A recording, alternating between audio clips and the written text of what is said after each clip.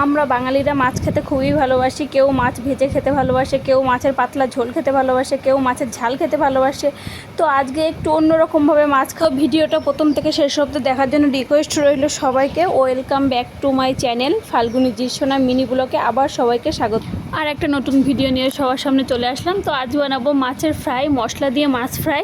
তো অনেকেই ভালোবাসে এই মাছ ফ্রাইটা। দেখো বন্ধুরা, তো আমি এই জন্য মাছটাকে ভালোভাবে ধুয়ে কেটে রেখেছি এবং গায়ের মধ্যে একটু চিড়ে চিড়ে নিয়েছি।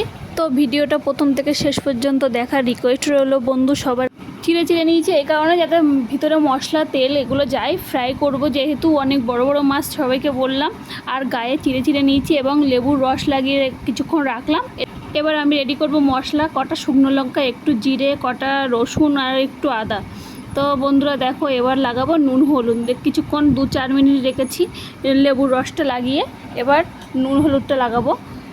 নুন হলুদটা মাছে গায়ে ভালো করে মাখাবো। এটা খুব টেস্টি হয়, খুব সুন্দর হয়। অনেকেই খায় এইভাবে ফ্রাই করে। আমার তো খুব একটা প্রিয়। তো কে কে এই মাছ ফ্রাই খেতে ভালোবাসো প্লিজ কমেন্টে জানিও। আর যারা যারা আমার চ্যানেলে নতুন, আমার চ্যানেলটাকে একটু সাবস্ক্রাইব করে দিও, একটু লাইক কমেন্ট করে দিও। হ্যালো বন্ধুরা, একটু পাশে থেকো যেন আমরা আরও ভালো ভালো ভিডিও আপনাদের সামনে দেখাতে পারি, আরও এগিয়ে যেতে পারি। তো পাশে থেকো। দেখো বন্ধুরা, আমি নুন হলুদটা ভালো করে মাছের গায়ে লাগাবো। তার আগে মশলাটা দিয়ে নিচ্ছি, মিক্সিতে পেস্ট করে নেবো। আর কটা শুকনো লঙ্কা, কটা আদা, কটা রসুন আর একটু জিরে, সব মশলাগুলো একসঙ্গে দিয়ে আমি মিক্সিতে পেস্ট করব। অনেকেই শিলে বাটে, তো আমি আর শিলটা ইউজ করি না অতটাও বেশি। আমি মিক্সিতে বাটতে ভালোবাসি, অতটা কষ্ট করতে পারি না, তাই আমি শিলে বাটতে পারি না। এবার দেখো, আমি ভালো করে নুন হলুদটা মাছের সঙ্গে মিশিয়ে, দেখো মশলাটাকে আমি নুন আর হলুদটা ভালোভাবে মিশিয়ে নিচ্ছি খুব সুন্দর করে, সব জায়গায় যেন ঠিকঠাক নুন হলুদ হয়। এই দেখো মশলাটা পুরো পেস্ট হয়ে গেছে। এবার মশলাটা আমি পুরো মাছের সঙ্গে মিশিয়ে নেবো ভালো করে, খুব সুন্দর করে। যেগুলো মাছের গায়ে চিড়ে চিড়ে রেখেছি সেই জায়গাগুলো বেশি বেশি করে দিয়ে ভালো সুন্দর করে দিয়ে মাছটাকে আমি ভালো করে মাখিয়ে রাখবো। পেটের মধ্যে একটু দিয়ে দিতে হবে মশলাটা, যেহেতু মাছটা ফ্রাই হবে মশলাটার মধ্যে। তো বন্ধুরা ভালো করে এটা মাখাবেন। খুব সুন্দর করে মশলাটা আমি মাখিয়ে নিলাম খুব সুন্দরভাবে। কিছুক্ষণ রাখার পরে দেখো বন্ধুরা, এবার আমি তেল বসিয়ে দিয়েছি। ওদিকে আমি ভাতটাও বসিয়ে দেবো। ভাতটা হয়ে গেলে ফ্রাইটাও হয়ে যাবে, ভাতটাও হয়ে যাবে, রেডি হয়ে যাবে। এবার গরম গরম ভাতের সঙ্গে মাছ ফ্রাইটা খেয়ে নেবো। খুব টেস্ট, খুব সুন্দর। তো এবার আমার তেলটা গরম হয়ে গেছে, পুরো ধোঁয়া ওঠা গরম হয়ে গেছে।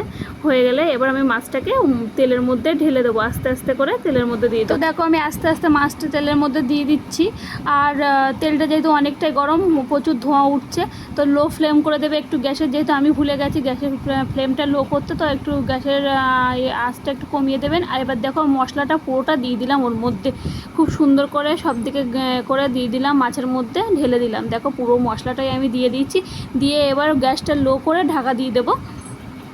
তো দেখো বন্ধুরা, এবার আমি মাছটা এইভাবে দিয়ে দিয়েছি খুব সুন্দর করে, এদিকে একটা ওদিকে একটা করে দিয়ে দিয়েছি, পুরো মশলাটা ঢেলে দিয়েছি। এবার দেবো আমি ঢাকা দেবো। আর বললাম লো ফ্লেম করতে, গ্যাসের আঁচ একদম লো ফ্লেম করে দিয়েছি। তো বন্ধুরা কিছুক্ষণ পরে আমি আলগা করব। দেখো বন্ধুরা, আমি কিছুক্ষণ পরে মাছটা আলগা করেছি, পুরো সিদ্ধ হয়ে গেছে মাছটা। আর পুরো ওই পিঠটা পুরো ফ্রাই হয়ে গেছে মশলার সঙ্গে, পুরো তেল ছেড়ে দিয়েছে মশলার থেকে। দেখো এবার আমি আস্তে আস্তে করে মাছটাকে উল্টাবো। একটু সাবধান বন্ধুরা, যেহেতু মাছ তো বড় বড় সাইজের, তো ভেঙে যেতে পারে, এই সময়টা তলায় একটু লেগেও যেতে পারে, একটু সাবধানে। দেখো উল্টে দিয়েছি, দেখো পুরো রেডি আমার মাছ ফ্রাই, তার সঙ্গে গরম গরম ভাত।